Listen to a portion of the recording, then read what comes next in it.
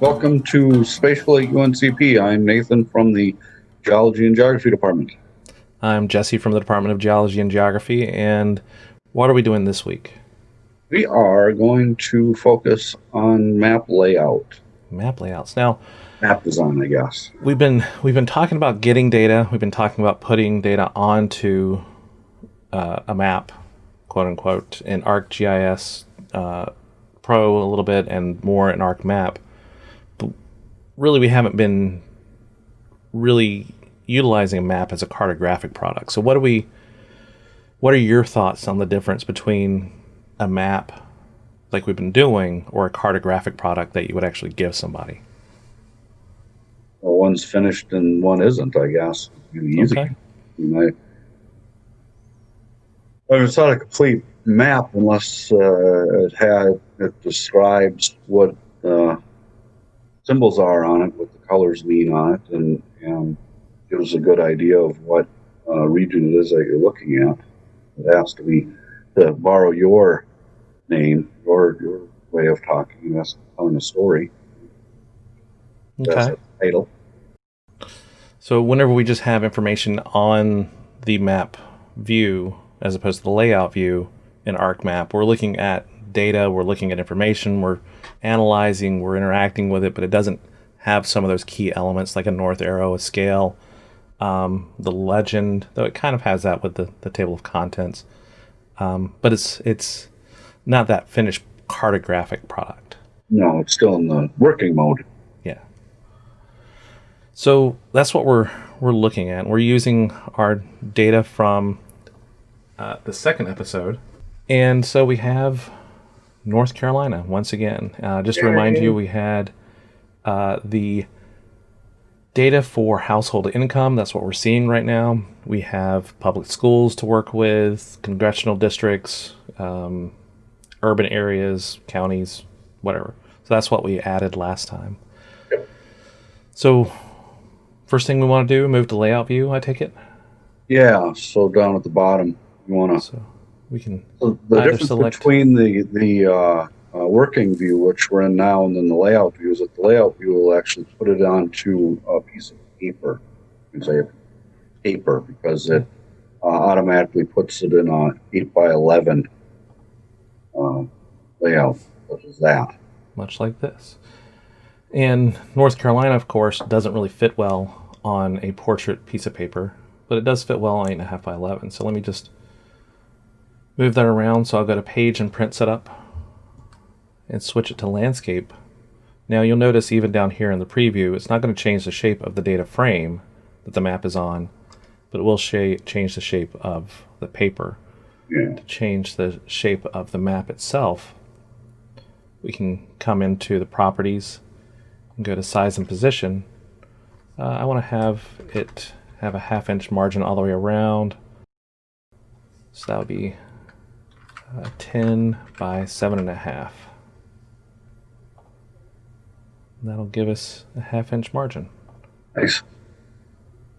And one thing you want to note is when looking at this sheet of paper, so you have the dark outline of the sheet of paper, and then you have a drop shadow behind that represents that this is actually paper. But then within that paper, you have a dashed line also, and that dashed line is your print area. Anything that goes past that line will be cut off if you are going to print this out on paper. None of those actually have anything to do with the map. Whenever we get to the map itself, it has its own neat line that we can change the width of, the look of, the feel of right here. So different lines, different things they're connected to. And click on the map again, real quick. Okay. Line. So notice that with this map, there's those little blue squares. If you don't feel comfortable typing in the size of your map, you can always change the shape and size of your map on those squares. For instance, if you wanted to make more of a handout where you had some text or pictures over here on the side and title up here, you can change it so you have that. But I really, really like to have all of my sizes be specific. So I have to go through and do it this way. Oops, I got the numbers backwards. Yep. Okay, so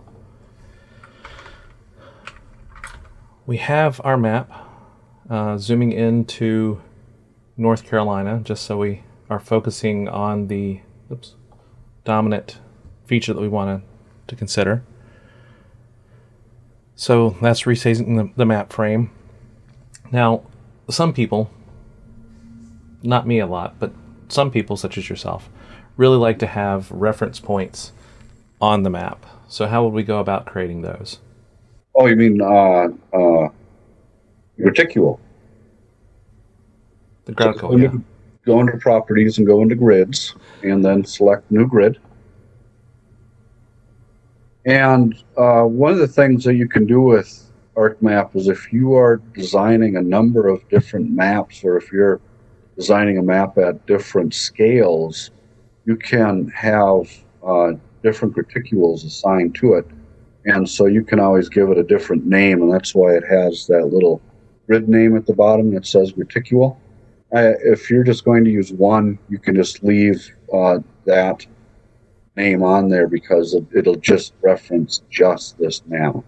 And there's 3 different types of grids that you can make with. Go ahead. Okay. So the first one, that is the radio is marked with a black circle, or it's blue right now, will give you the traditional degrees, minutes, and seconds reticular layout. And that's the one that we are going to use. But if you are going to be doing a township layout, you can do the measured grid. Or if you're making an atlas and you want to make a street grid, then the reference grid using ABC or 1, 2, 3 is a good one. Or sometimes some people even use the A21, or I should say the reference with worldviews occasionally, but oftentimes the main one, the particular map. Okay, so we decided that we were going to make one at 2 degrees. Is that correct? Yeah, because anything past that will not show up. Oops, not 21. Not 21. Okay. And then you can change the style of the line.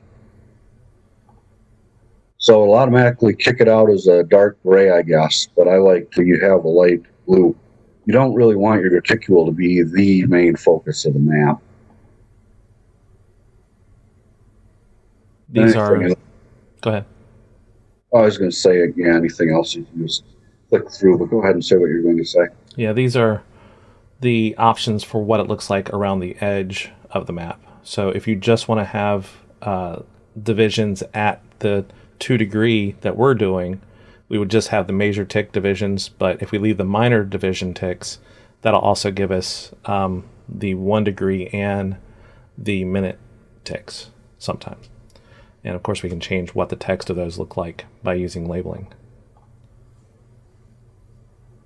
The outside edge, but that's it. Right? Anything else you wanted to say about our 2 degree reticule? We want to be able to remove, if you don't want to have the minutes or the seconds. That's right. Remove those. So we'll go back into properties. Yep. And oh, I forgot where it is already. Yeah, I mean, so did I. I always have. There it is. Then go into advanced, additional properties. And then just click off. See where it says minutes and seconds? You can just click those off. And then it'll just show the degrees. And it makes see right now, it's still showing degrees, minutes, and seconds. But since we're not using anything other than degrees, we've changed it just to have degrees. Okay. Okay. So that makes it look a little bit neater. I think it makes it look a little bit less busy on the edges. Okay. Okay. So let's go ahead and add a little bit more data to our view. So we'll add urban areas. And one of the nice things that you can do with this is you can go through and change the transparency. So since we want to be able to see a little bit of the data behind our urban areas, so we can see where the cuts are in that data behind it, or within the urban areas, we can create transparency. So now we can see, for instance, on the border of Durham and Wake County, that there is no real difference, but we can see the difference here between, I forget the next county over from Durham County, but those two, you can see that boundary through the urban area. Use your information button on it. I could, but it's not really important. Is that Henderson County? No, that's in the west. Is it not reading it? Well, it's not the one on top. So I've got to go to counties and then click on it. That's Orange County. That's right, Orange County. Yeah. Okay. All right. Thanks for humoring me with that. I was curious. Okay. So, did you want to add the color to the background now? Oh, yeah. A lot of people like to have ocean, have your map look as realistically as possible. So to do that, you go into properties, and your background is associated with the frame of your maps. That's that black box that's around everything. And I like to choose a color that, again, isn't too stand out. And I usually use a Yogo blue.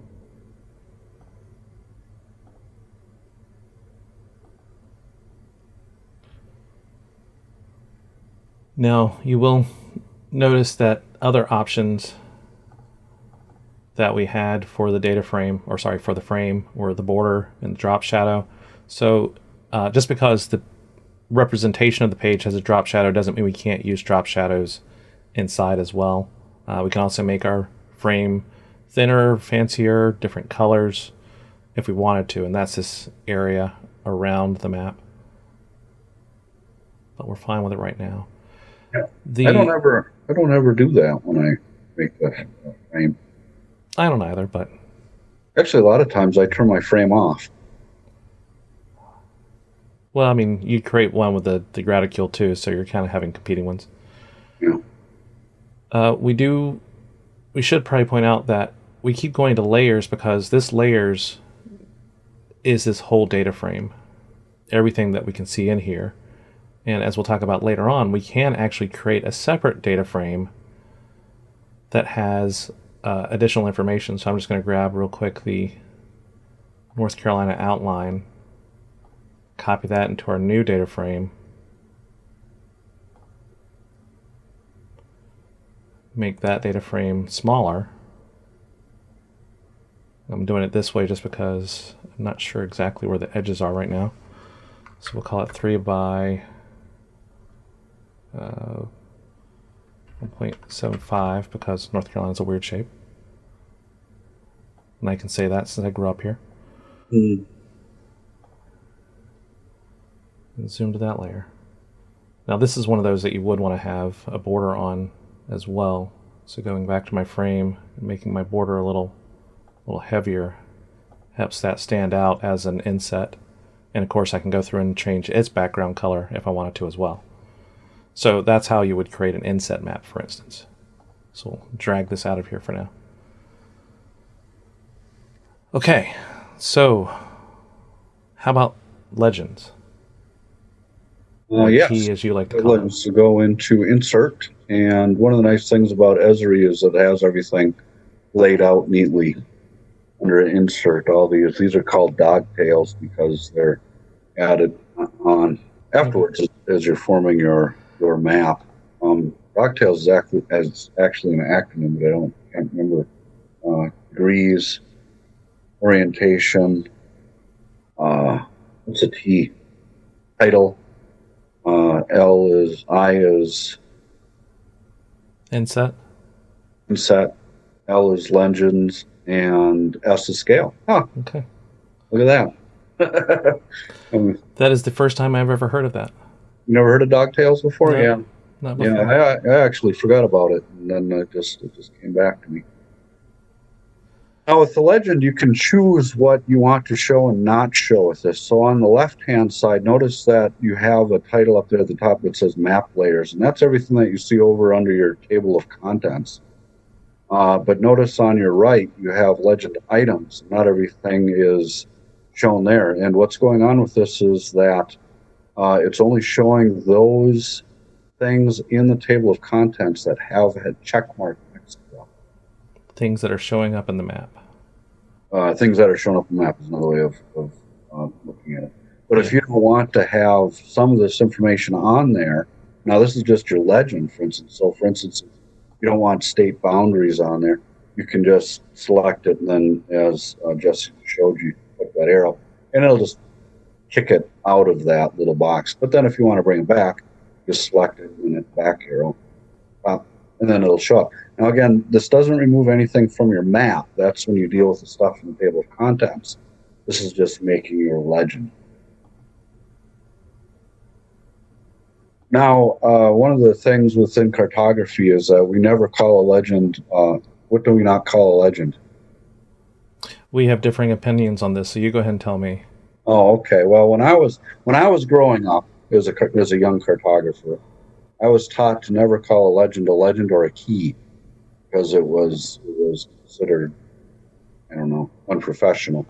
So generally, I'll either just remove the word legend on the screen that showed there, or you can do it later, or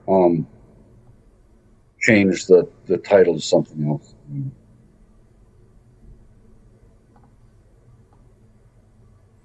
One thing to be aware of whenever you are using layout view is that you have two different sets of tools. One set of tools that work on the map view as well allow you to move around within the map. But then you have a whole separate set of tools up here.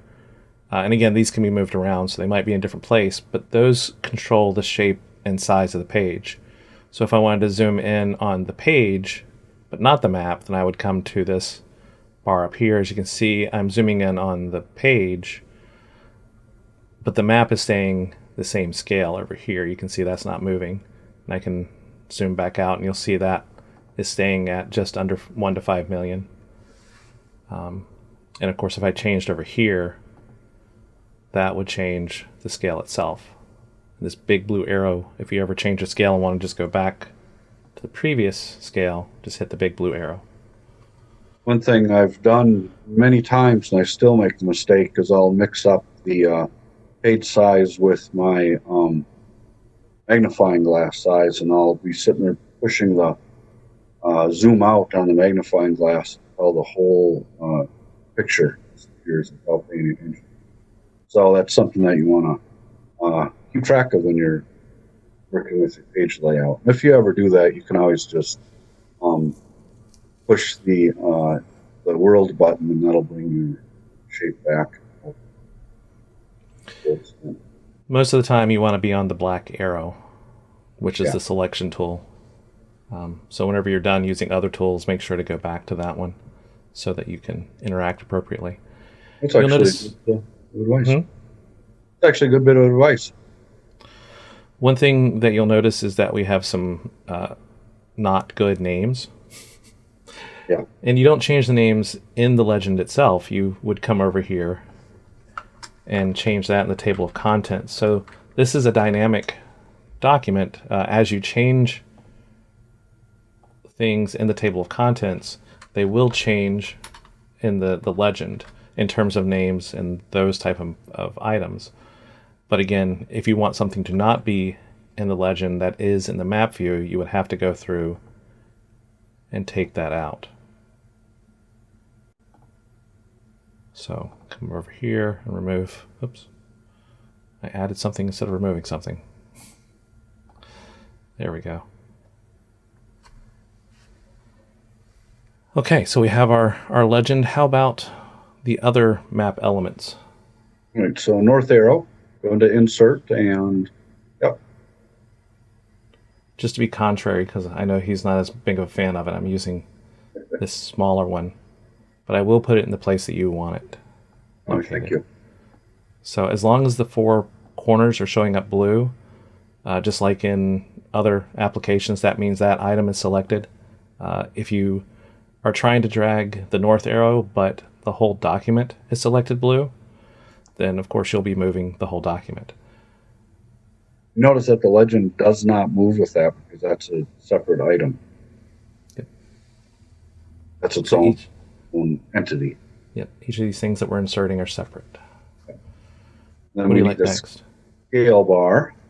One of the things I do appreciate about Esri is that they have everything in a nice order, so you can just go down the list and click on what you want. Did you say you liked alternating? Is that the right one? Yeah. For you? Okay. You'll also notice that we're putting most of these items down at the bottom. That's because we want our content, our focus on North Carolina, to be the dominant portion of the map. And since in every language I can think of, you read from the top to the bottom, whether it's from left to right, that's different. But we almost always go from top to bottom. And so the more important information should be at the top, and this supporting information, like the scale, like the legend, should be closer to the bottom. Do you want to change the color of our scale bar to white and red, or do you want to just leave it black? Up to you. I think it's under format, yeah.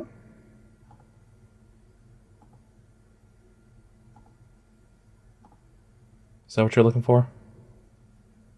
In white and red? Oh, you changed the font style to white. You want your symbol too to be white. Oh, you want the bar to be white?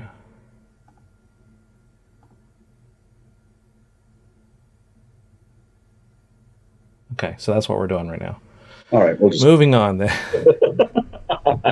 Didn't mean to spring that on you. I apologize.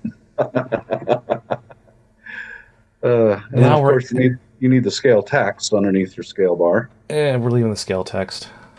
As long as you have scale bar or scale text, you're okay. You just need one of them. But depending on the type of map, sometimes you want to have both. For continuing to move forward, we're just going to go with the scale bar for now. And this is going to be the 2019 household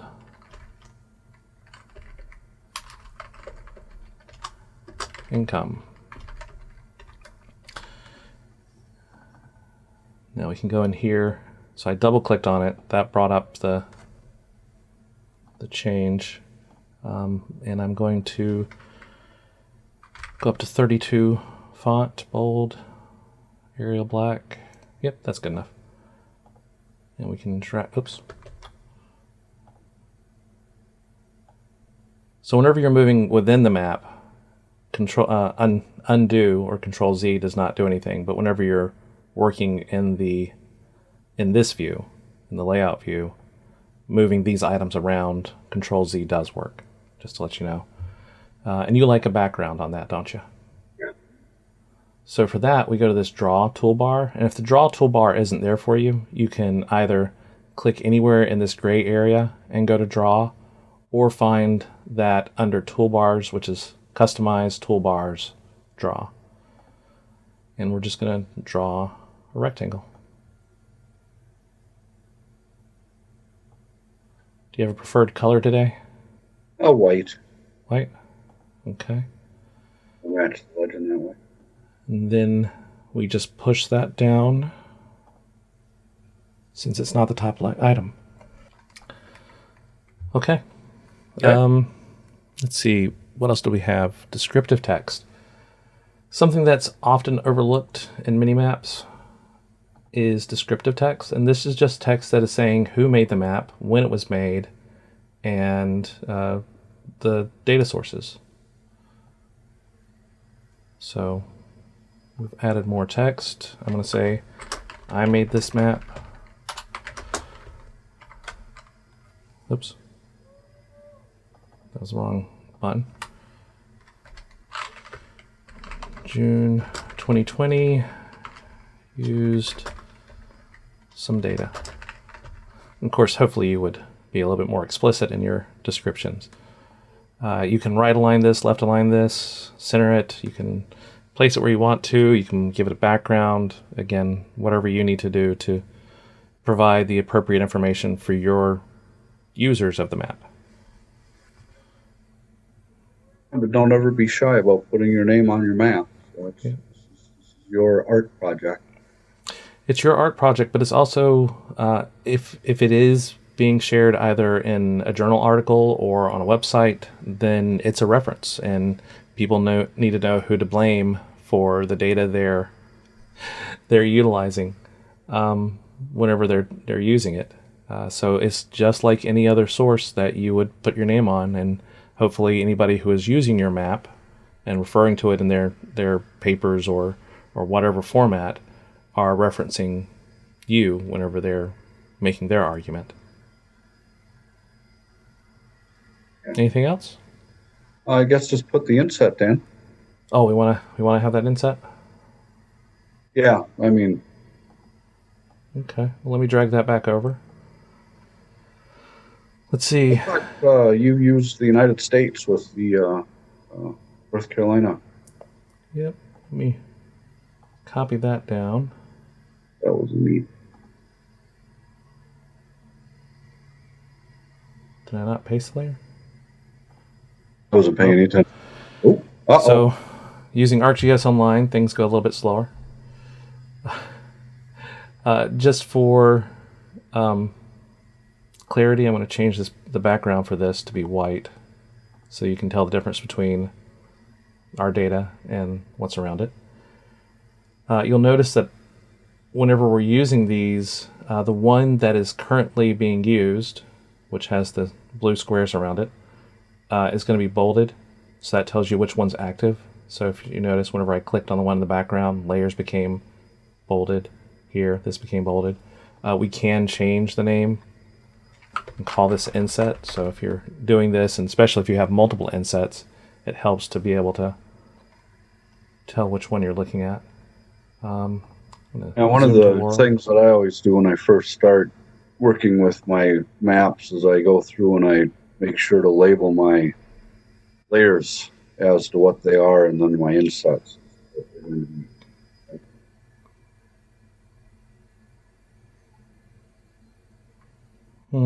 Can't decide what color, so I'm just going to go with black with a gold border, because, you know. UNCP all the way. Yep. So there we go. There's our inset. Nice. And not as meaningful.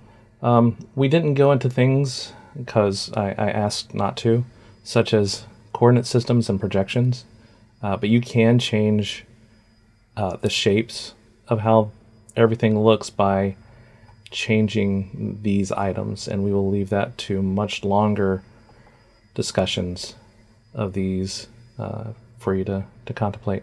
What's a good North America projection?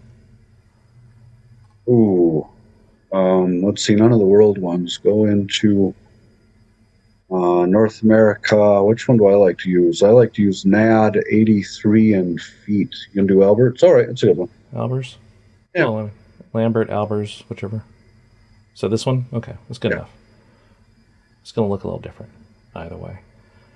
And again, a projection, since I don't think we've talked about those at all, is just the math that's taking us from a sphere to a flat surface. That's what these do, is try to find the best possible way, even though there's no perfect way, to go from the Earth to a flat piece of paper. It's different ways of doing that. Yeah, and projections are fun. You don't have to. Projections seem to frighten a lot of people when they start working with ArcGIS. I know they used to make me nervous a lot. They're actually a lot of fun to play with and create different layouts and maps. I don't think we have any global data, so I won't spend time showing how cool it can be. No, we'll do that some other time. Yeah. This is a terrible layout, by the way. I would never actually make this map in this particular way, but it has all the elements that we wanted to talk about today. In class, I would probably give this a solid B plus, A minus. but for my own purposes, I would not. I would not make this map. I'm surprised that Nathan is not making fun of me for it, as it looks. Yeah, it's good enough. So, bring your own creativity, bring your own flair to your maps, your own colors. Don't be afraid to use purple, even though Nathan will tell you otherwise. And That's somewhere you use it. Anything else? No. Okay. I have no idea what time we started today, since we started late, so this is probably about the same length as the last one. But thanks for coming by. We have forgotten what our next 2 episodes are going to be about, so we'll figure that out and send that information out when we share the video. Yeah. All right. Sounds good. Okay. Bye.